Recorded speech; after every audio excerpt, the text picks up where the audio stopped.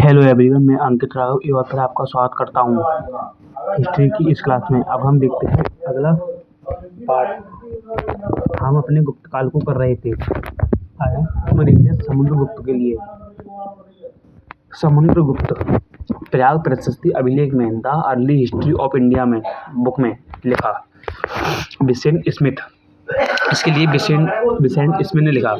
इन दोनों स्रोतों से इसके विषय में जानकारी मिलती है। अर्ली हिस्ट्री ऑफ इंडिया में इसे भारत का नेपोलियन कहा गया है।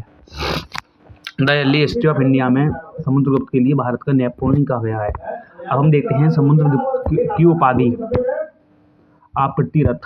अप्रतिरथ पराक्रमांक, व्याहत पराक्रम, कविराज, अश्वमेध पराक्रम, ये उपाधियां समुद्रगुप्त के द्वारा ली गई थी।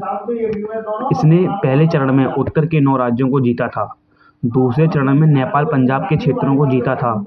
तीसरे चरण में विंध्य पर्वत को जीता। चौथे चरण में दक्षिण के 12 राज्यों को जीतकर और धर्म विजय कहा। पांचवें चरण में उत्तर पश्चिम भारत के राज्यों को जीता। विजय अभियान को पूरा करके एक अश्वमेध यज्ञ कराया। अश्वमेध पराक्रम की उपाधि ली थी। इसके सिक्कों पर इसे बीड़ा बजाते दिखाया गया है। समुद्रगुप्त के बाद उसका बेटा रामगुप्त राजा बना। इसके ऊपर लगातार एकाधिपत्य का आक्रमण हो रहा। शकाधिपत्य का आक्रमण होता रहा। इस आक्रमण को रोकने के लिए रामगुप्त ने शकाधिपतियों को अपनी पत्नी ध्रुव देवी को देने का आश्वासन दिया।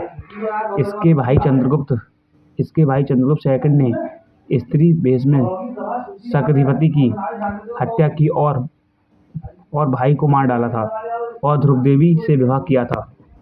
हम देखते हैं चंद्रगुप्त सेकंड। अन्य नाम देवगुप्त, देवऋषि और देवराज। इस चंद्रगुप्त सेकंड की उपाधियां विक्रमादित्य, परम भागवत और विक्रमांक था।